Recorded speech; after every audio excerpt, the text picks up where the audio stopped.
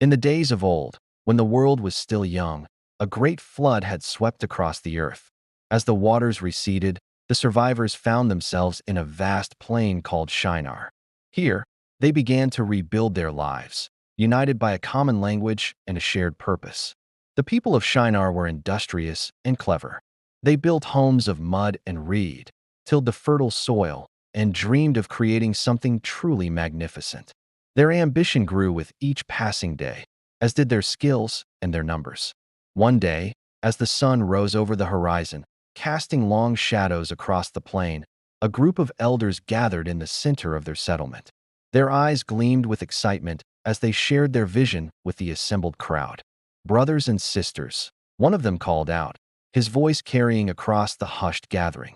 We have survived the great flood, but what will become of us? How will future generations remember our deeds?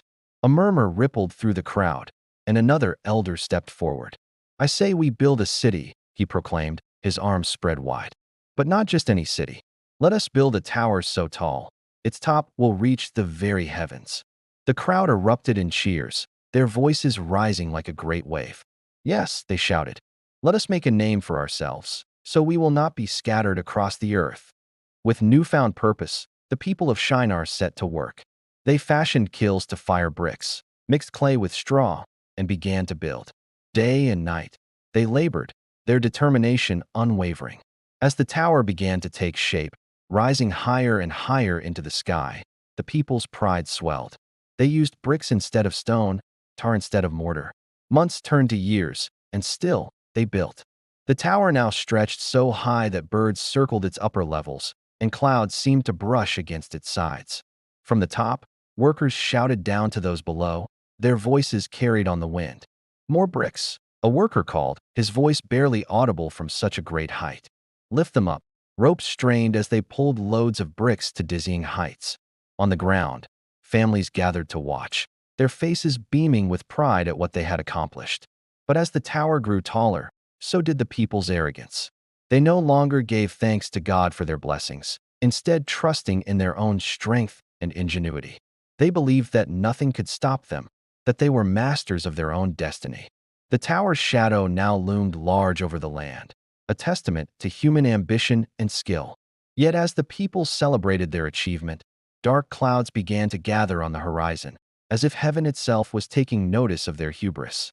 In the celestial realm, a light began to glow, and a deep rumble echoed across the firmament. The Almighty looked down upon the works of man and spoke, his voice resonating with power and wisdom. Behold, God said, his words carrying the weight of eternity. They are one people, and they all have one language.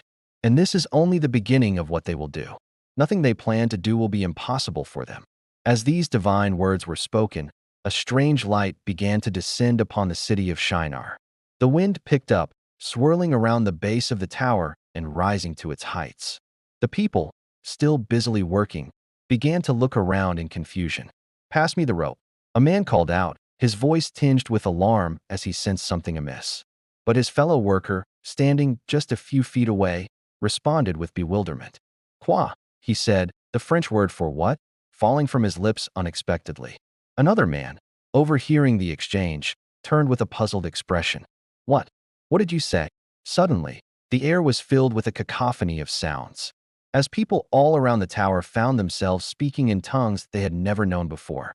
Confusion turned to panic as workers realized they could no longer understand their neighbors, their friends, even their own families. The once unified workforce dissolved into chaos. Some tried desperately to communicate through gestures, while others abandoned their posts in fear and frustration. The great project that had united them now became the source of their division. As the day wore on, the futility of their efforts became clear. Groups began to form based on shared language, and slowly, they began to drift apart. Families were torn asunder, friendships dissolved, and the dream of a great city with a tower reaching to the heavens crumbled like the very bricks they had so painstakingly crafted. In the days that followed, the people of Shinar scattered across the face of the earth, carrying with them new languages and cultures. The half-finished tower stood as a silent monument to their folly, a reminder of the day when human pride had reached too high. And so, The city came to be called Babel, for it was there that the Lord confused the language of all the earth. From this place, God scattered them abroad over the face of all the earth, fulfilling his plan and reminding humanity of their place in his creation. The story of the Tower of Babel echoed through the ages, a cautionary tale of the dangers of hubris and the importance of humility before the divine. It served as a reminder that while human achievement is to be celebrated, it must always be tempered with reverence for the greater power that governs the universe. As the descendants of those scattered from Babel spread across the world, they carried with them not only new languages, but also the seeds of diverse cultures and civilizations. From this dispersion arose the rich tapestry of human society, with its myriad tongues and traditions, all tracing their origins back to that fateful day when one people became many. The unfinished tower, once a symbol of unity and ambition, now stood as a testament to the limits of human endeavor when it stands in opposition to divine will.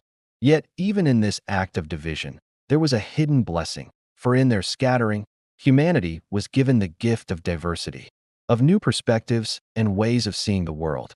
In time, the physical tower may have crumbled to dust, but its story lived on, passed down through generations as a reminder of both the potential and the limitations of human ambition. It became a cornerstone of cultural memory, a shared heritage that transcended the very linguistic barriers it had created. And so, the legacy of Babel continued, not as a monument of stone and brick reaching to the heavens, but as an enduring narrative woven into the fabric of human consciousness. It reminded us that true greatness comes not from defying the natural order, but from working in harmony with it, and with each other, despite our differences. As our tale of the Tower of Babel comes to a close, we are left to ponder its timeless lessons. The story invites us to reflect on our own ambitions, our relationships with one another, and our place in the grand tapestry of creation. I hope you enjoyed our story. Please hit the like button, leave a comment below, and subscribe to our channel. Thanks for joining us on this journey through one of history's most enduring legends. Until next time, may your own towers be built on foundations of wisdom and humility.